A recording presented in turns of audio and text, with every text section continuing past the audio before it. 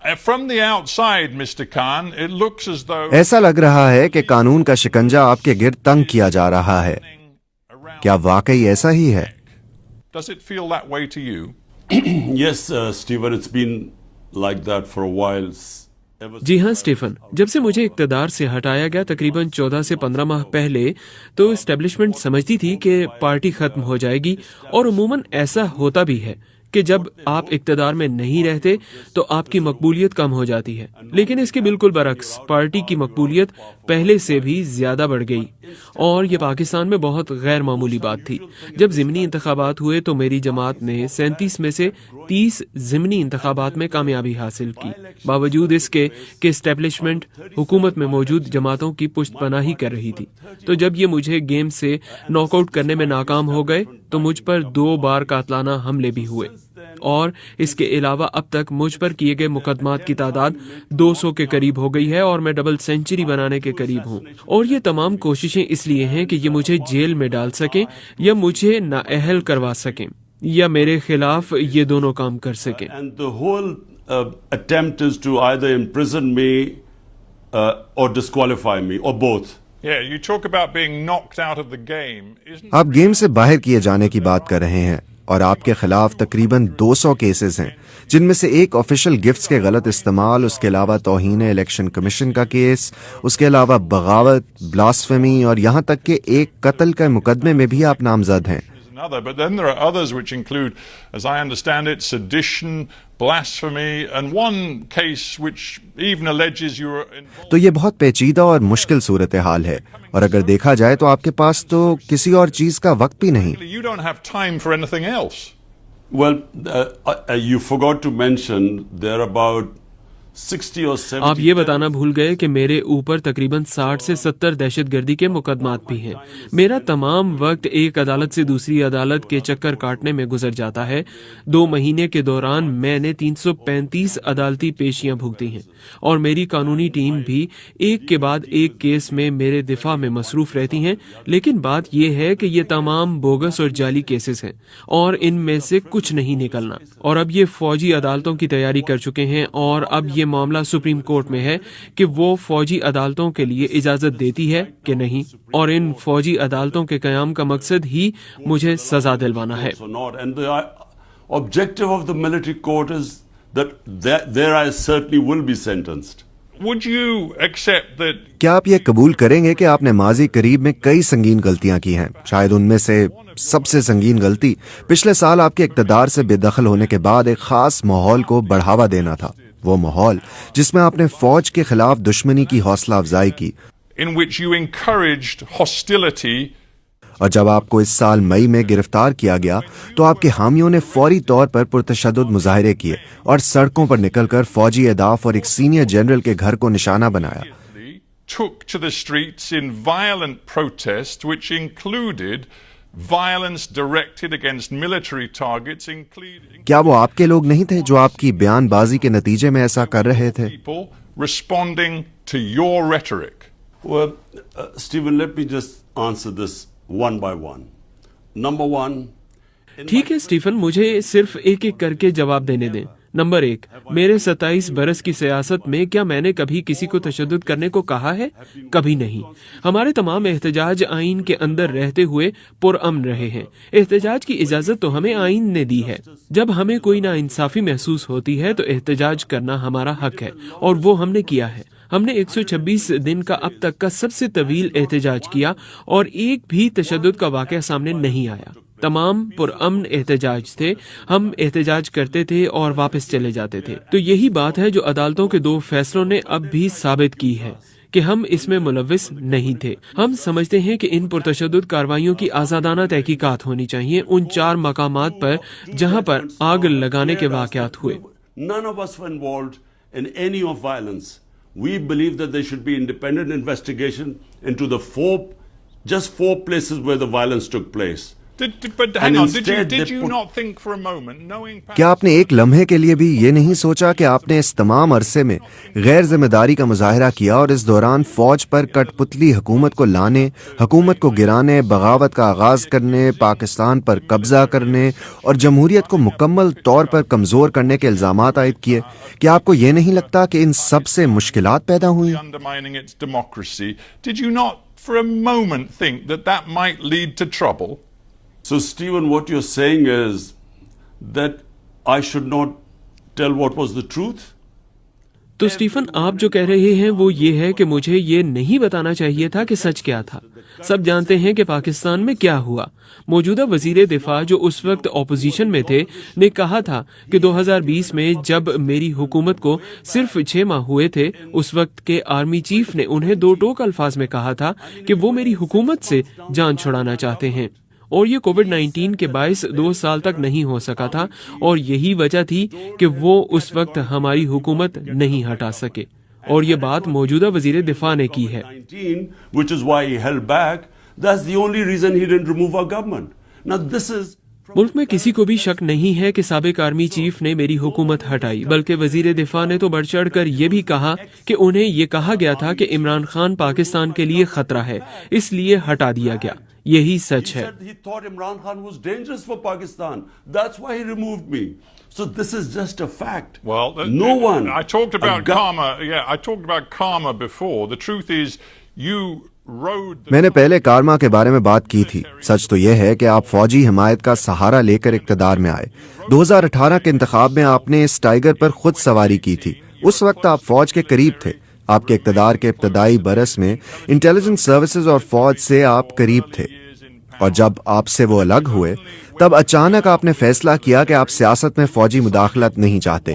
ये तो खुली मुनाफकत है। Military meddling in politics. Again, it's hypocrisy. फौज के एक तर्जुमान ने कहा था कि इमरान खान सबसे बड़े मुनाफिक हैं। The biggest hypocrite. My party. मेरी पार्टी ने सिफर से अपना आगाज किया था, और 22 साल मैंने अपनी पार्टी को बनाया, और फिर अगर 2018 में फौज हमें लाई होती तो अब जब एस्टेब्लिशमेंट खुल्लम खुल्ला हमारे खिलाफ है और हमें खत्म करने की कोशिश कर रही है, तो हुकूमत से बाहर होने के बावजूद हमने 37 में से 30 ज़िमनी इंतखाबात कैसे जीत लिए? ये कैसे हुआ? क्योंकि एस्टेब्लिशमेंट के लिए तो सब जानते हैं कि ये मौजूदा हुकूमत के साथ खड़ी है। तो किस तरह हम तमाम ज़िमनी इंतखाबात में क्लीन स्वीप कर गए? तो साफ जाहिर है कि हम फौज की वजह से इक्तदार में नहीं आए।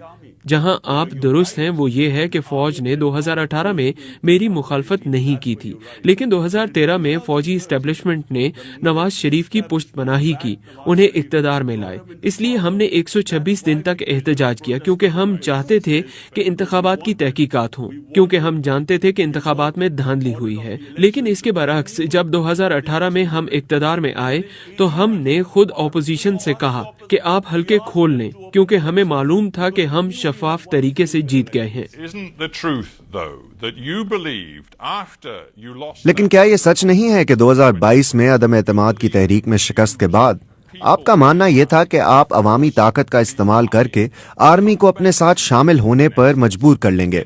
लेकिन आप गलत थे। मैं मई 2023 में होने वाले वाकयात की तरफ आ जाता हूँ। आपके सपोर्टर सड़कों पर आ गए, उन्होंने पुरतशद्दुद वाकयात में हिस्सा लिया, उसमें अहम फौजी तनसीबात को भी निशाना बनाया गया।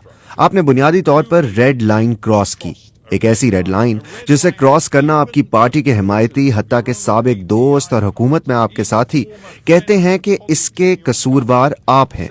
ये आपकी जिम्मेदारी है। It's your responsibility to quote your former defense. आपके साबिक वजीर दिफा परवेज खटक ने कहा कि मेरी नई जमात के तमाम सियासी नुमाइंदे इमरान खान को 9 मई को होने वाले सानेहात का जिम्मेदार ठहराते हैं। Khan responsible.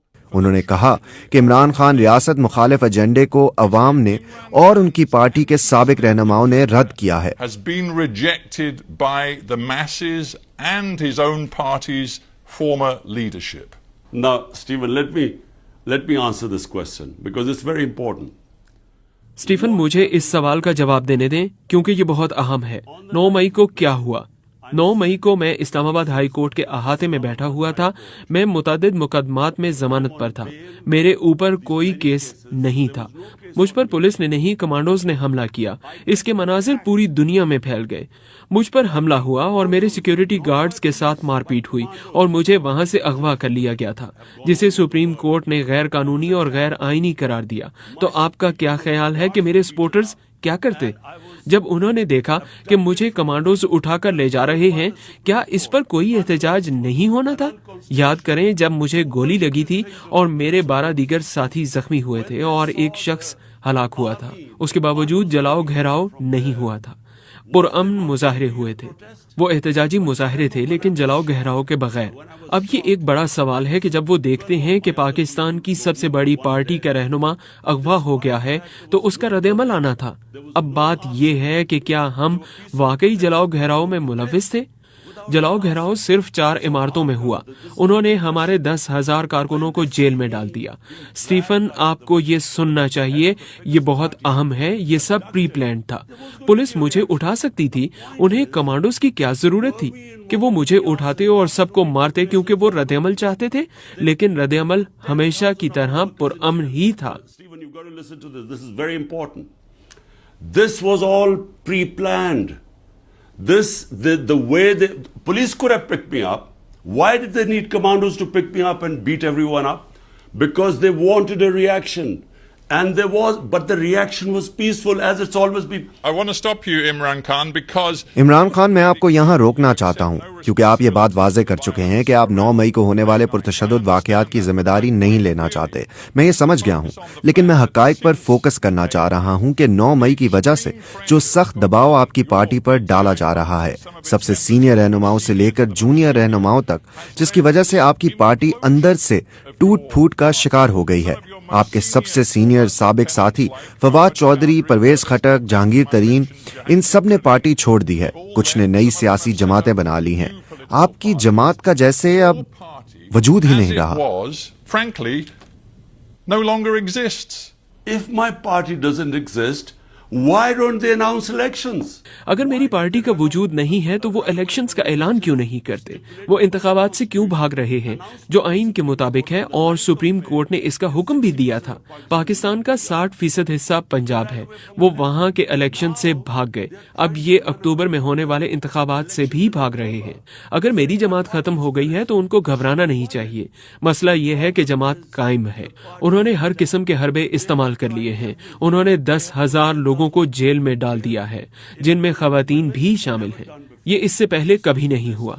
और इससे भी बदतर बात यह है कि उन्होंने लोगों पर जेरे हिरासत टॉर्चर किया है। इस मुल्क की तारीख में ऐसा कभी नहीं हुआ। तो दबाव में आकर कुछ लोग छोड़ गए हैं, लेकिन अक्सरियत लोग छुपे हुए हैं। मेरी सारी सीनियर लीडरशिप जिनकी गिरफ्तारी नहीं हुई, उनमें से कुछ छोड़ गए हैं, लेकिन बाकी छुपे हुए हैं। मेरे कारकुन छुपे हुए हैं और चंद लोग और छुपे नहीं हुए, लेकिन हम अपने घरों में तकरीबन नजरबंद हैं। Only one with 1 or 2 other guys who are not in hiding, but we are more or less house arrested. But that's the point. That's the point. I mean, Hang on.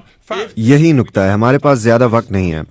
Fawad Chaudhary जो इस शो पर आ चुके हैं और जो आपके बहुत वफादार थे, लेकिन अब उन्होंने सियासत छोड़ दी है, वो कह रहे हैं कि आपके साथ वो मजीद काम नहीं कर सकते। उन्होंने गुज़िश्ता बयान में कहा कि आपको मेन स्ट्रीम सियासतदानों के साथ राब्ते बहाल करने का तरीका ढूंढना पड़ेगा। उन्होंने नवाज शरीफ का जिक्र भी किया। उन्होंने कहा कि मुल्क बहरान के करीब है और अब ये आपकी जिम्मेदारी है कि आप अपने मफादात को एक तरफ रखते हुए नवाज शरीफ और दूसरों से राब्ते करें। क्या आप ऐसा करने के लिए तैयार हैं? And others. Are you prepared to do that? The fact that the country is on the brink of a major disaster. ये हकीकत है कि मुल्क एक बड़े बहरान के करीब है। हम वाकई तारीख दौर की जानिब बढ़ रहे हैं, क्योंकि बुनियादी तौर पर इस वक्त पाकिस्तान में गैर एलानिया मार्शल लॉ लगा हुआ है। गुज़श्ता 20 बरस में मुल्क जमहूरी निज़ाम की तरफ चलने लगा था, लेकिन एकदम से ऐसा नहीं रहा। कोई ऐसा मीडिया नहीं जो आज़ाद हो, और वो अदलिया को अपने काबू में लाने की कोशिश कर रहे हैं। तो हम तारीख दौर की जानिब जा रहे हैं। लेकिन इसका हल क्या है? क्या हल ये है कि इन लोगों से हाथ मिला लिया जाए जिन्होंने इस मुल्क को 30 बरस तक लूटा? मैं सियासत में इसलिए नहीं आया था क्योंकि 2 खानदानों ने हमारे मुल्क को माशी तौर पर बर्बाद किया था। میں اس لیے آیا تھا کیونکہ میں طاقتور لوگوں کو قانون کے گھیرے میں لانا چاہتا تھا. اسی وجہ سے میری پارٹی کا نام تحریک انصاف ہے. اور کیا اب مجھے ان لوگوں کے ساتھ شامل ہو جانا چاہیے جو اس ملک میں قانون کی حکمرانی کو تباہ کرنے کے ذمہ دار ہیں؟ کیوں؟ تاکہ مجھے اقتدار ملے. اس سے بہتر ہے کہ میں اپوزیشن میں ہی رہوں. What for? To come into power? I'd rather not come into power.